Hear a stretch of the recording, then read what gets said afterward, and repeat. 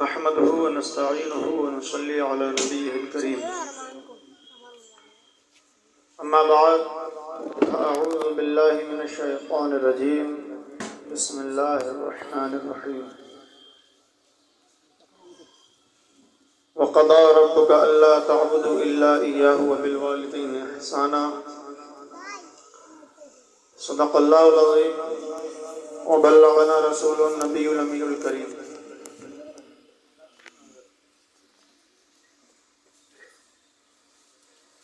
ونحن على ذلك لمن الشاهدين والشاكرين والحمد لله رب العالمين. حضرات محترم، آج یہ محفل جس کا انعقاد کیا گیا ہے ہمارے عزیز حافظ عنایت رسول صاحب کی والدہ ماجدہ کے برسی کے سلسلے میں یہ سال ثواب کی غرض سے اس محفل کا وجود پایا گیا. اللہ تبارک و تعالی اس محفل کو قبول فرمائے اور مرحومہ کی بخشش فرمائے.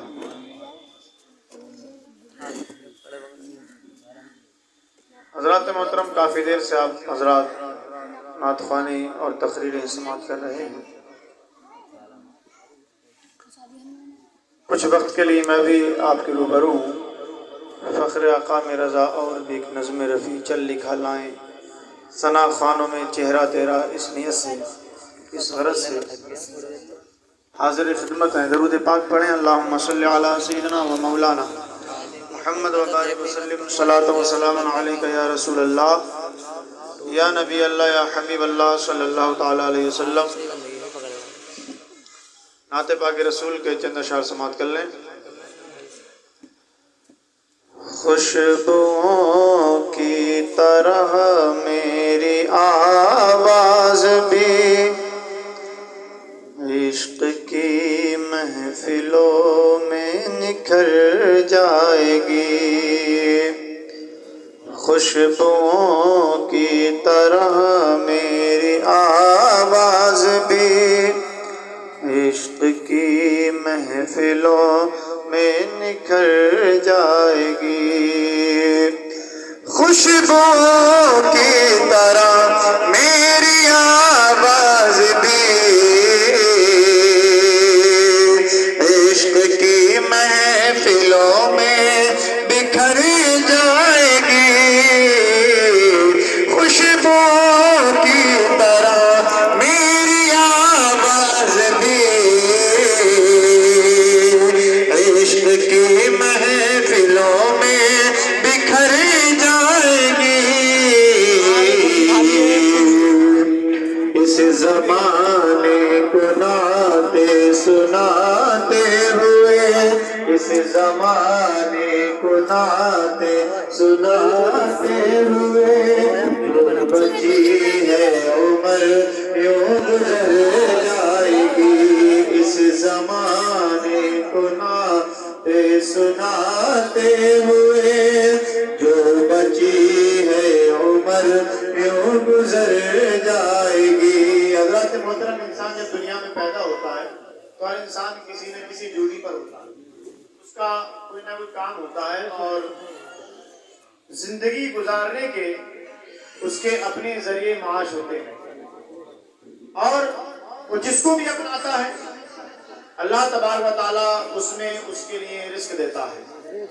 تو ہم خوش نصیب ہیں کہ اللہ تبارک و تعالیٰ نے ہم کو اپنے محبوب کی تعریف کرنے کے لیے منتخب کر دیا. ہمیں اپنے دین کا پیغام پہنچانے کے لیے چن لیا ہے. یہ ہمارے لیے بڑی خوش نصیبی کی بات ہے کہ نہیں؟ اچھا، آوازوں کے بڑے بڑے مالک ہیں دنیا میں. تو کوئی تو ہر وقت اپنی محبوبہ کی یاد میں غزلیں گا رہا ہے، کوئی فلم انڈسٹریز میں جا کے اپنے جو ہے جوش دکھا رہا ہے. لیکن قسمت والے وہ ہیں کہ جن کی آوازیں مدح مصطفیٰ میں استعمال ہو رہی ہیں، جن کے ہنر اللہ کے رسول کی تعریف اور توصیف بیان کرنے میں استعمال ہو رہے ہیں. تو لکھا ہے کہ اس زمانے کو نعتیں سناتے ہوئے جو بچی ہے عمر یوں گزر جائے گی. اس زمانے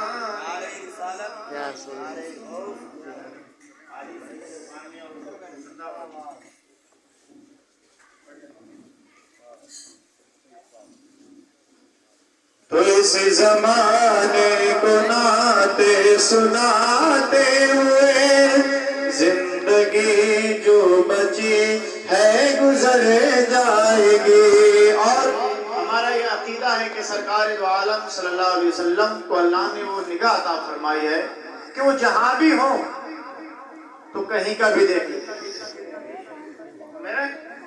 تو لکھا ہے کہ ان کا عاشق پہچانتے ہیں مجھے میرے سرکار تو جانتے ہیں مجھے.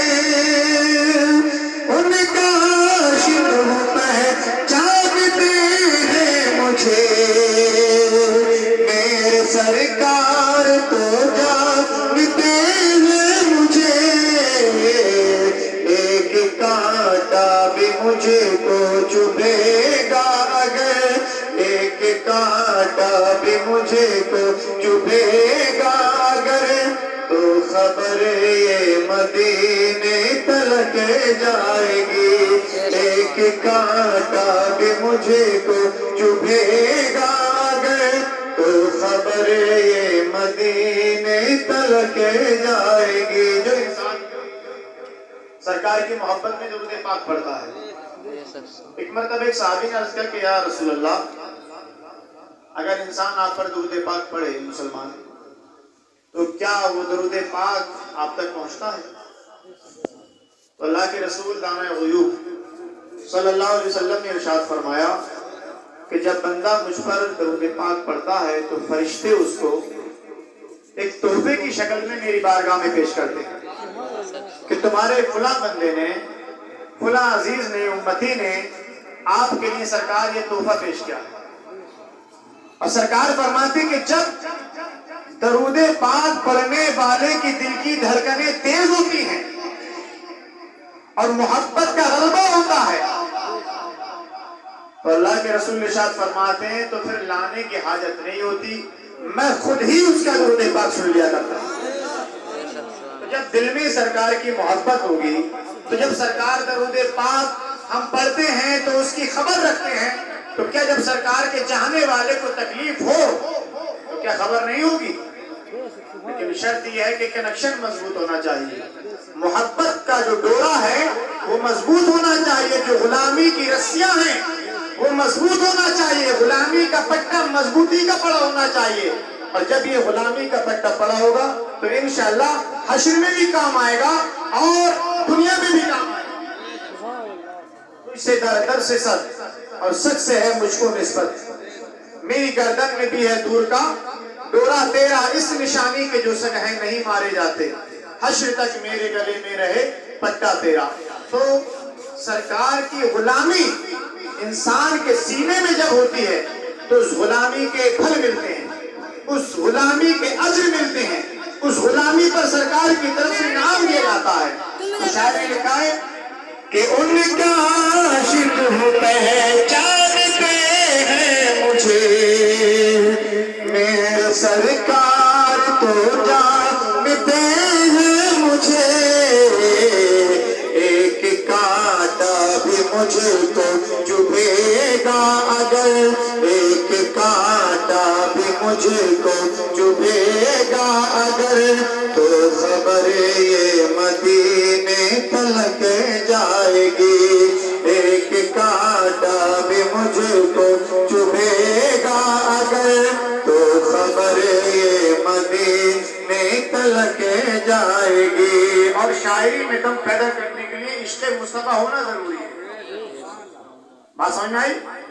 ہمارے امام اہل سنت سرکار اعلیٰ حضرت اگرچہ وہ علم کے پہاڑ تھے اگرچہ وہ علم کی چٹان تھے لیکن جو الفاظ انہوں نے اپنے نعتیہ کلام میں پیش کیے ہیں الفاظ یہ بتا رہے ہیں کہ صرف یہ علم کی بنیاد پر نہیں ہے، یہ عشق مصطفیٰ کی بنیاد پر آئے ہیں کہ جب عشق مصطفیٰ سینے میں ہوتا ہے، جب کسی کی محبت ہوتی ہے تو الفاظ خود بخود جگہ بنا لیتے ہیں۔ تو لکھا ہے کہ شاعری کہہ رہے ہو تو ایسا کرو، عشق سرکار سینے میں پیدا کرو۔ ایک شاعر آیا تھا، مجھے بات یاد آ گئی، اعلیٰ حضرت کی بارگاہ میں، اس نے ایک شعر لکھا تھا کہ کب ہیں درخت، یہ نعت کا شعر تھا، غور کریں، کب ہیں درخت حضرت بالا کے سامنے، حضرت بالا سے مراد حضور، مثال دے رہا ہے وہ شاعر کہ درختوں کی حیثیت حضور کے سامنے کیسی ہے۔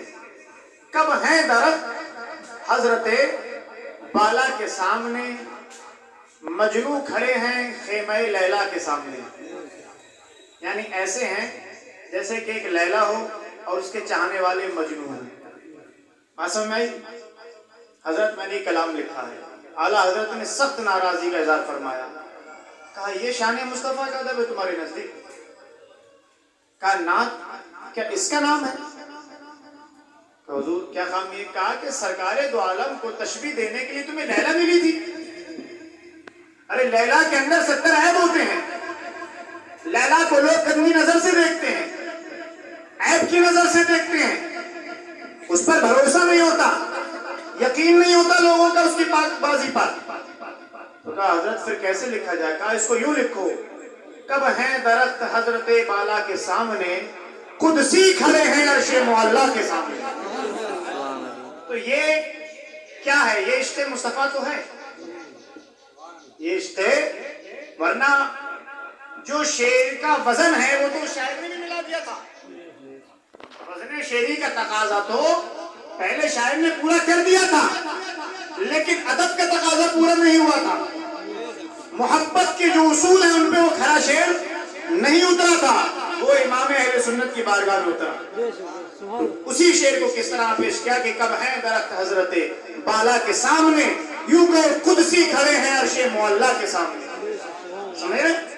تو یہ کتنی بہتر مثال دی۔ تو لکھا شاعر نے کہ شاعری کہہ رہے ہو تو ایسا کرو کہ عشق سرکار سینے میں پیدا کرو، پھر یہ لہجہ کرے گا دلوں پہ اثر، پھر یہ لہجہ کرے گا دلوں پہ اثر، شاعری خود بخود ہی نکھر جائے گی، پھر یہ لہجہ کرے گا دلوں پر اثر، شاعری خود بخود ہی نکھر جائے گی۔ درود پاک پڑھیں، اللہم صلی علی سیدنا و مولانا محمد الباری وسلم، صلاۃ و سلام علیکہ یا رسول اللہ یا نبی اللہ یا حبیب اللہ صلی اللہ علیہ وسلم۔ حضرات محترم، ہمارے عزیز حضرت حافظ عنایت روزن صاحب کی والدہ ماجدہ کا جو انتقال ہوا، میں کوشش کروں گا کہ آج کچھ وقت کے لیے، چونکہ مختصر وقت ہے اور حضرت بھی تشریف فرما ہے، والدین کا مقام کیا ہوتا ہے، ان کا منصب ہوتا کیا ہے، اور جب اس کا ذکر چونکہ کلام الہی میں آ گیا، ظاہر سی بات ہے کہ ہمیں فضائل تو اور جگہ تلاشنے کی ہمیں جستجو ہونا چاہیے، لیکن ان کے مراتب میں کوئی شک نہیں ہونا چاہیے۔ اللہ ارشاد فرماتا ہے وَقَضَىٰ رَبُّكَ أَلَّا تَعْبُدُوا إِلَّا إِيَّاهُ، اور تمہارے رب نے فیصلہ فرما دیا کہ تم اللہ کے سوا کسی کی عبادت نہ کرو۔ غور کیجئے، یہاں پر کس کا ذکر آیا؟ اللہ کا، اللہ کی عبادت کا، یعنی کسی کے ساتھ شرک، اللہ کے ساتھ شرک مت کرو، معبود حقیقی صرف ایک ہی ہے۔ اور آگے رب کیا ارشاد فرماتا ہے وَبِالْوَالِدَيْنِ حَسَانًا، اور اپنے ماں باپ کے ساتھ حسن سلوک کرو۔ إِمَّا يَبْلُغَنَّ عِندَكَ الْكِبَرَ اگر وہ تمہاری موجودگی میں، تمہاری زندگی میں بڑھاپا پالے، بات سمجھ آئی؟ کیا پالے؟ بڑھاپا، احدہما و کلاہما، ایک یا دونوں۔ حضرات محترم اندازہ لگائیے، والدین کی جب بڑھاپے کی عمر آتی ہے تو ان کے لیے ایک بڑا نازک مسئلہ ہوتا ہے۔ اللہ نے وہ ارشاد فرمایا اما یبلغن عندک الکبر احدہما و کلاہما فلا تقل لہما اف ولا تنہرہما، کہ تم ان سے اف بھی مت کہو، ولا تنہرہما، ان کو جھڑکو مت، ان کو ڈانٹو مت۔ اولاد کے بارے میں اتنی تاکید کیوں نہیں آئی کہ اولاد کو ایسا مت کرو، اولاد کو ویسا مت کرو؟ آیا لیکن اتنا زور نہیں دیا گیا جتنا ماں باپ کے ادب پر دیا گیا، ماں باپ کے خیال پر دیا گیا۔ حالانکہ بچہ اس کنڈیشن میں ہوتا ہے کہ اپنے آپ بول نہیں سکتا، کھا نہیں سکتا، پی نہیں سکتا، چل نہیں سکتا، حالانکہ ماں باپ تو بول بھی سکتے ہیں، چلتے بھی ہیں، پھرتے بھی ہیں، گھومتے بھی ہیں،